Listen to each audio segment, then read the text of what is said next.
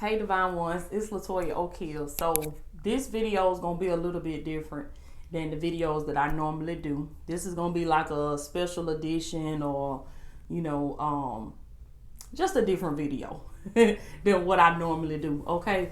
So on this video, it's gonna be a little bit more personal. Y'all excuse the trash truck riding by, but it's gonna be a little bit more personal. I wanna talk to parents raising children with autism. Okay, if you are the parent of a child that is living with autism, I want to talk to you for a few minutes, and I also want to talk to everybody else. Even if you're not raising a child that has autism, this message is also going to be for everybody else. So don't click off so fast and say this one don't apply to me, because even if you're not raising a child with autism, it's still gonna benefit you to stay and get some of this message, get some of this word. So I have an autistic son. He's 6 years old. His name is Kari. His whole name is Kari, but we just call him Kari for short. And Kari was diagnosed with autism at the age of 3. I can't say that I could see it in the beginning, because in the beginning, the first couple months of his life, he is my youngest son. So I had my oldest son and I had a daughter, and then I had Kari. So I had my experience with my previous 2 babies, and then Kari came. So in the beginning, I didn't notice anything different. I mean, he played just like the other babies. He actually walked faster than my oldest 2 kids did. And, everything was good. But I would say like around the age that he was, how old was he? Oh, now if y'all follow me, y'all know I'm not good with story time and storytelling and whole, lining everything up in the order it's supposed to be told in and stuff. So y'all excuse me. He was about a year and a half, maybe 2 years old when I started, really picking up on something just ain't right. Something just ain't right. And I'm gonna tell y'all, as parents, a lot of the time we be in denial. We don't want to accept it. We don't want to say it. But I'm going to tell y'all, being a parent of a child with autism and having 2 previous children that were not autistic, off the bat, I knew immediately, like around that time after year 1, year 3 was when it became really, really evident for me that I'm like, okay, something going on with my child. I don't know what it is, but something going on with him. Because I could not connect with him. Like, the connect wasn't there. So, just things that I saw my oldest son and my daughter doing, Kari wasn't doing it. Then I would look at the way he was around other children. He was always standoffish. He never really just, naturally played with other kids. Even down to the way he would play with his toys. He didn't play with his toys the way other kids play with their toys. Like, he would zone in on one. He would have one toy, like this one thing, and it's like, do not touch it. If anybody touch it, you gonna have problems. I would notice that he was really big on routine. He was fine as long as he stuck to a certain routine of doing things every day. If you ever went off that routine, or you switched up, or you changed anything in any way, you gonna have problems. And I was like, okay, something going on. And then the things that really got to me in the beginning that let me know something was going on with my child, I remember when I was signing him up for Head Start at the age of 3, and I was at the clinic, and I went to get him checked. You know how you have to get their checkups and everything. So I went to go get his checkups for school, his ear, eye, and dental, and all that type of stuff. And I was filling out the little questionnaire right before he went back there to go see the nurse. And normally, this is how I know as parents we be in denial. Because normally when I would go in and take him in for checkups and stuff, I wouldn't be telling the truth on them questionnaires. Even if it was saying, is your child doing this or doing that, I'd be like, well, in my mind, I'm like, well, he ain't doing it right now, but he gonna be doing it. He all right. Y'all ain't finna label my baby. Y'all ain't finna put none of this stuff on my baby. So, just I'm being honest with y'all, just skipping through that stuff, because I'm like, my child is fine. I ain't speaking on that. I ain't claiming on that. Nope, he good.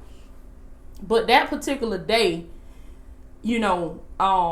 I just couldn't do it no more. Like, I couldn't I couldn't try to act like everything was okay.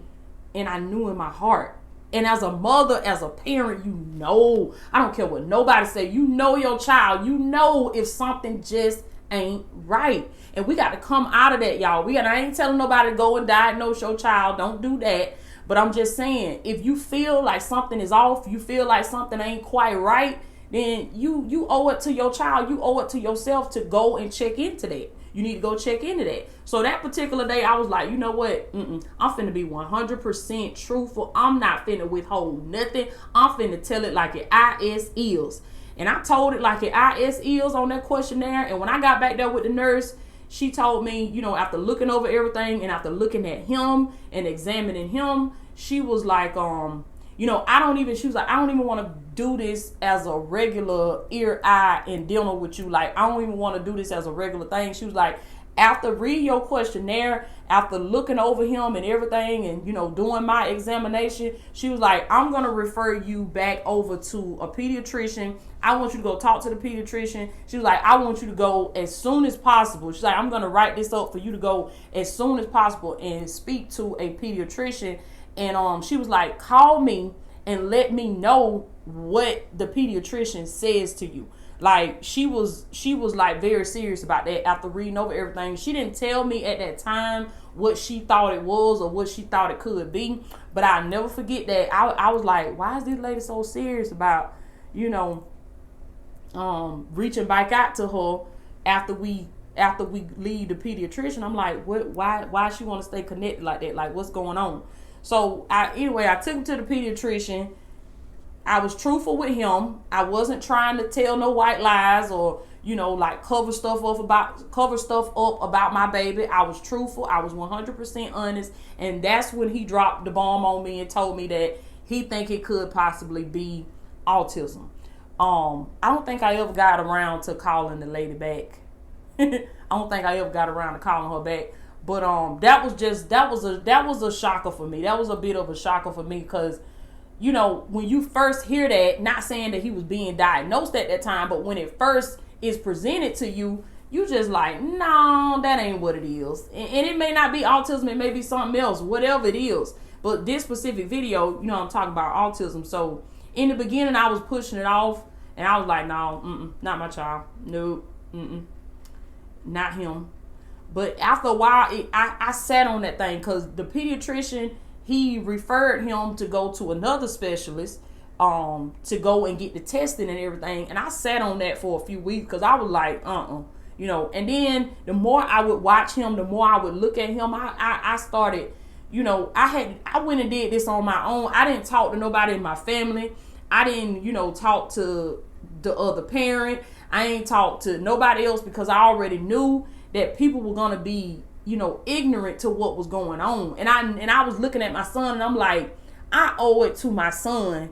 I owe it to us because we were all struggling with it in the house. Myself and my other two children were struggling with it. And they would just be like, Mom, what's wrong with Kari? What's wrong with Kari? I mean, he would cry.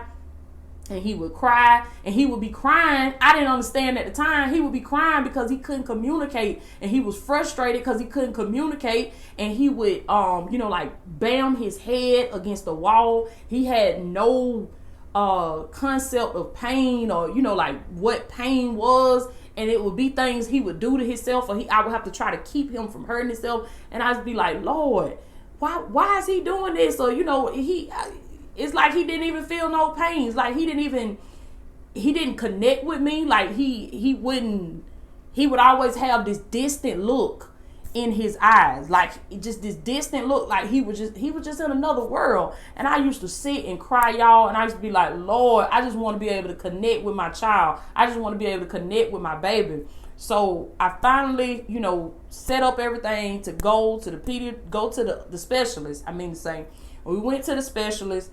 And we had to keep going back. And I had to travel to get there. And it was just me and him, just me and Kari. And that was an emotional journey for me. To, you know, because they're not going to tell you anything in the beginning. You just have to go for the specific place that we went. They didn't tell me anything in the beginning. I just had to keep taking him back. They had to keep doing assessments, keep doing evaluations. And then finally, after they finished all the evaluations, they told me, On the last visit, like the last evaluation, the last assessment, I'm sorry, they told me to come back, set another appointment a few weeks out for them to give me the diagnosis or let me know what was going on. So that was a long period of time that I was just praying and just wondering and, still having to deal with everything with him and work and wondering what's going on with him, what's wrong with my child. Hearing other people say, oh, he's just spoiled, or oh, he's just this, or oh, he's just that. This is why I said, even if you're not raising a child with autism, you still need to stay and get this word and get this video, because this is the part where I'm talking about for other people as well. Be careful about speaking on other people's children and you don't know what's going on with them children. Because a lot of times it's not just they just spoiled or they just this or they just that. You judging from your experience of what you had with raising kids, or you judging from, whatever you consider to be right. But you got to take into consideration that, one thing I learned about kids with autism, they don't experience the world the way you experience the world. So you don't even have a clue. You don't even have an idea. You can't even comprehend in your mind what this child go through every day. You think this child see the way you see. They don't see the way you see. See, I know this because it hit home for me and I had to do my research and I had to get into it and figure out what was going on. They don't hear the way you hear. A lot of times their senses are magnified. They magnified. And when their senses go in overload and they magnify like that, they have to do stuff that's going to keep them calm. They have to do stuff that's going to help them regulate. So jumping back to when Kari actually got diagnosed, he was 3. It was just me and my son. At this time, I had done, went through the divorce. So I was single. I didn't have the support of the other parent. It was nobody but me and my children, just like how it is now. But at that time, I was in a really bad financial situation. It was just really hard for me. And I was like, Lord, now this. Sitting in that specialist office in front of that doctor and hearing him tell me that my child has autism and developmental delays, and going over all the reports, from all the tests that they had ran of him, and telling me about how low he falls in the percentile and all this type of stuff. It was just like I zoned out in there. And Kari was playing with some blocks or something as the man was talking, and I wasn't even listening to him no more after a while. Like, I just zoned out, and all I can remember hearing is Kari playing with his toys, like the sound of him playing with his toys. Like, I just all the way just zoned out. And so I remember when we left the doctor's office that day, that was a hard day for me. I ain't say nothing to nobody about it, as far as my family, but that was a hard day for me. That was a hard day, just realizing that, I have a child that's gonna need a little bit more attention. I have a child, that has a condition, and when that first set in with you, you got to take all that in, because no parent plans for that. You don't plan for that in the beginning. So you got to take all that in. You got to, receive all of that. And then you start looking at your child. You like, you're going to have your moments. I'm just being honest with y'all. You're going to have your moments where you can be like, Lord, why me? Why my child? Why us? Why we got to deal with this? Haven't I been through enough already? So going through all of that. But then, eventually getting to that place where I accepted it. And one thing that I love that my mama told me during this time that really just, felt good to hear from my family, she was like, we're not going to love him no differently. We're going to treat him the same way. He's not going to, we're not going to treat him like an outsider we're going to love him the same way that we love the rest of the children. He's just Kari, and he just going to be Kari. And one thing I love about my auntie too, my auntie Eve, she raised me up as a baby. So she was there when I had all 3 of my babies. And even though she's elderly now and she's up in age, she's still there for my kids to this day. And she's from an older generation, so she didn't understand about all of this stuff. But she knew herself, like her, myself, Miss Linda, who was his daycare provider at the time. The people that spent the most time around Carter, we just knew.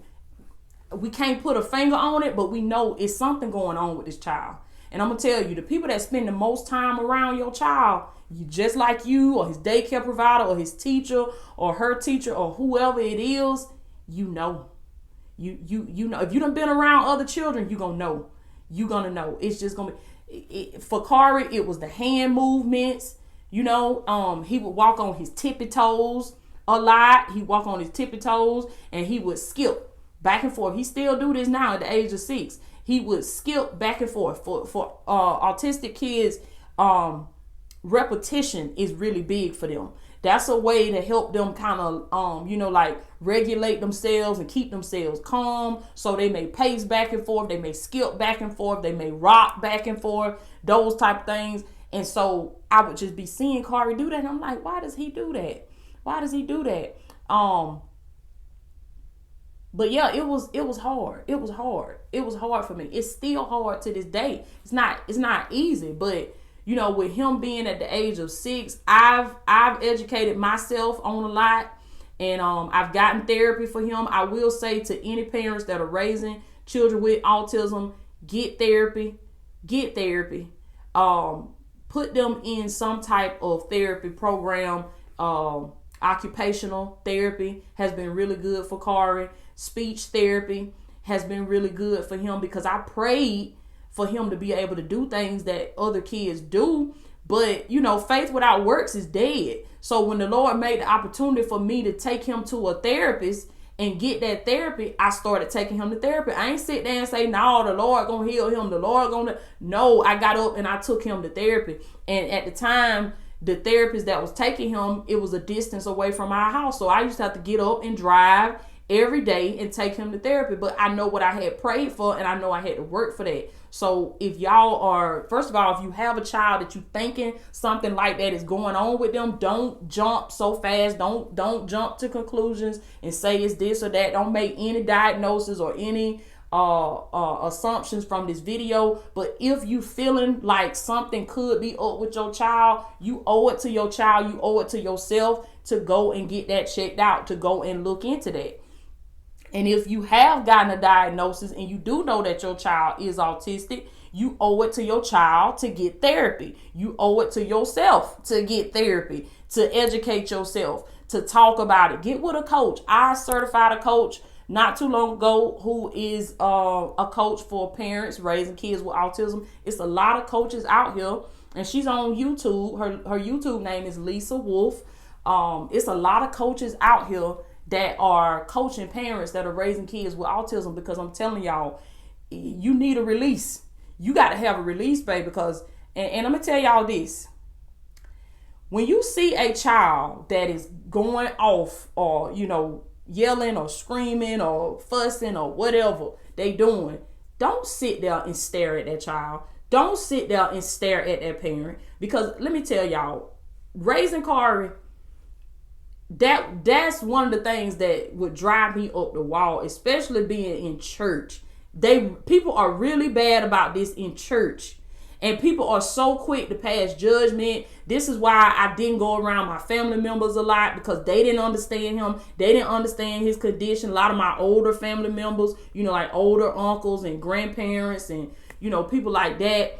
Oh, you need to whoop him, or oh, you need to do this to do that, or oh, he just spoiled, or you just got him like this, or he like that, and they just talking and they don't even understand. So be careful, like I said, about what you saying about people's children, because you don't know what the situation is with that child. And then if you in church, or you in the grocery store, or you in, you know, Walmart or the dollar store or whatever, and you see a child doing that, pray for that parent and pray for that child. Don't sit there and pass judgment. I can't tell y'all how many times people will stare at me, still do to this day, when Kari just had one of his fits. And I mean, I try to control it. I try to know his triggers and know what's going to set him off. But a lot of times it be something out the blue. You just don't never know.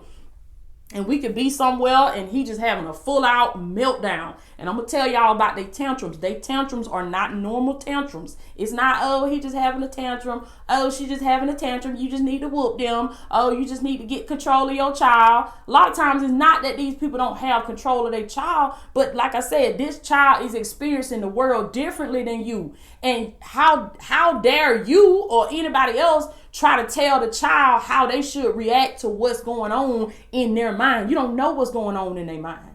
How would you react if you was inside of a room or you was inside of a place and the noise level was at 1,000 and the lights were so bright? You would be covering your ears and covering your eyes, and you'd be about to lose your mind too.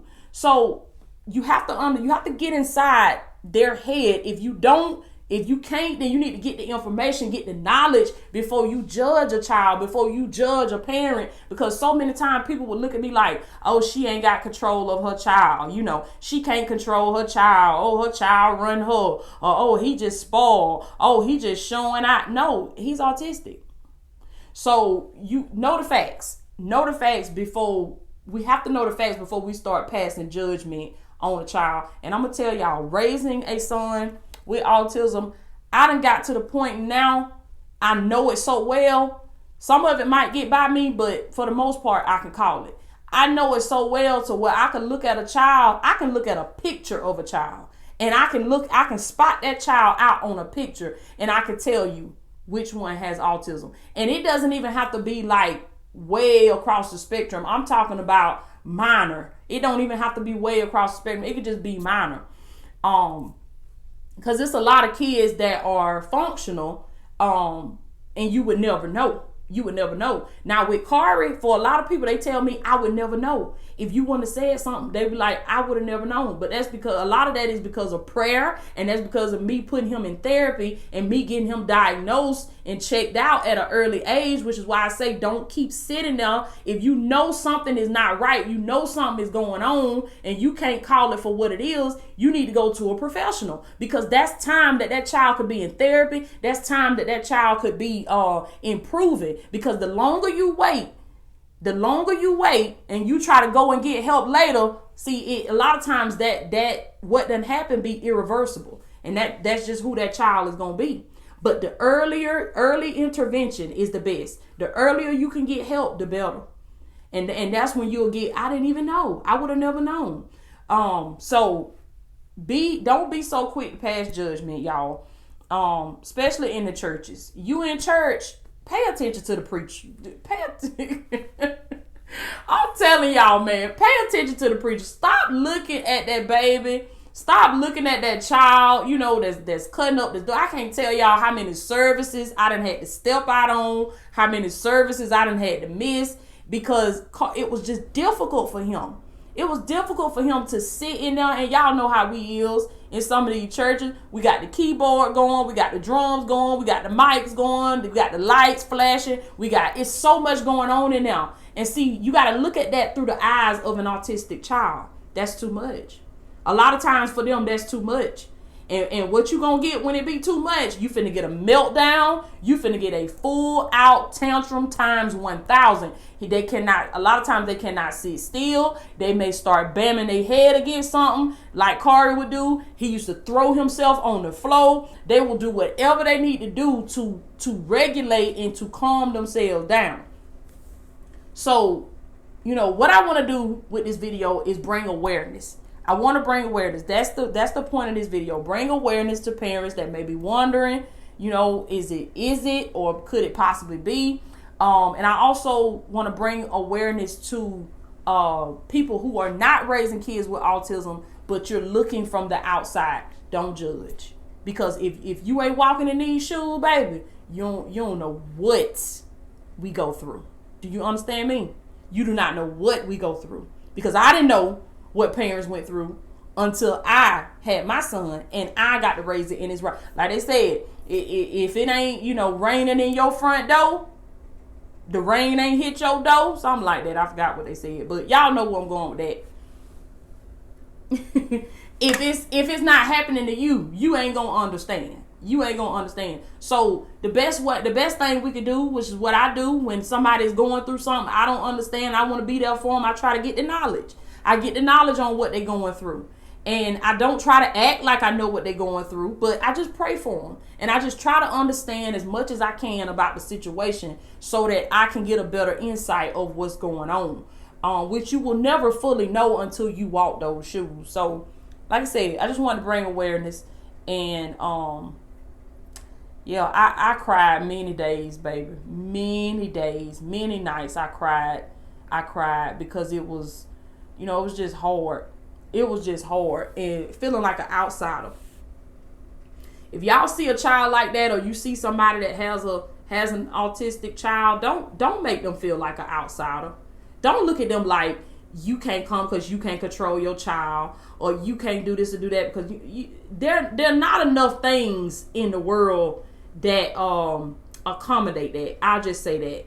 Like with sports, with regular activities, with all, it's not enough. I don't see that. It's not enough in the world that accommodates children with autism because it's just not a lot of things. It's not a lot of things, and you end up feeling like an outsider. So I want y'all to understand that you're not alone. Okay, you are not alone. I'm in this thing with you. We just got to pray. And we just got to know that our children are gifts from God. Kari is a gift from God. And I'm going to tell y'all something else. He is so smart. Baby, let me tell y'all. They smart now. Ooh, they smart. Ooh, let me tell you. It's funny because the way a lot of autistic kids are, which is what I see with Kari, he struggles to do the simple things, right? He struggles to, like if somebody walked up to him right now and said, "Hey buddy, what's your name?" He's gotten better, so he could tell you his name. He could tell you how old he is, because he used to be absolutely non-verbal. He only made sounds. So since taking the therapy and me praying and everything, he's gotten better with that, so he can tell you that. But when you start getting into, just a regular conversation with him, just asking normal questions, he can't respond. You kind of lose him. So he struggles to do the simple things, to make friends. He's gotten better with having friends. He can tell me who his friends are now and who he plays with at school and that type of thing. So he done got really good with that. But he struggles to do the small stuff. But the hard stuff, the difficult stuff that other kids his age ain't no way they could be able to do it, he do it just like that. Memory is razor sharp. He remembers things that blow me away. He sees things that me and his brother and sister do not even see. I'm telling y'all, and they have a strong discernment of spirits too. They have a strong, I don't know about y'all, but my son do. They have a strong discernment of spirits. He can tell when somebody come around and they ain't up to no good. Kari can't sit still. Kari get in go into 100 mode. Do you understand me? I'm just like, what's wrong with you? He just all over the place. And that's his way of telling me, these folks ain't right. He got a strong discernment of spirits. And this is how I know their senses are heightened, because like I said, he sees stuff that we got to squint to see, and we like, how in the world did you see that? He notices the details. He notices the small things. He noticed like the intricate designs of certain things. And he was doing this when he was 3. And we could go somewhere. We could take a trip one time. I don't care where we go. We could take a trip one time. The other kids, they in their own world. They in la la land. They playing. They doing this. They doing that. Kari paying attention to where we going. Kari looking where we going. Kari looking where we turning. He like right now. I'm finna go pick them up from school. Let's see what time it is. I'm finna go pick them up from school. If I turn a different way, or I turn somewhere differently than I normally, if I do anything out of the routine, he sit up. Mom, what you doing? Where you going?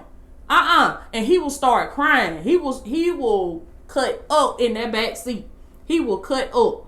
So the big thing is knowing their triggers, knowing what's going to set them off, and, you know, going ahead and talking to them beforehand.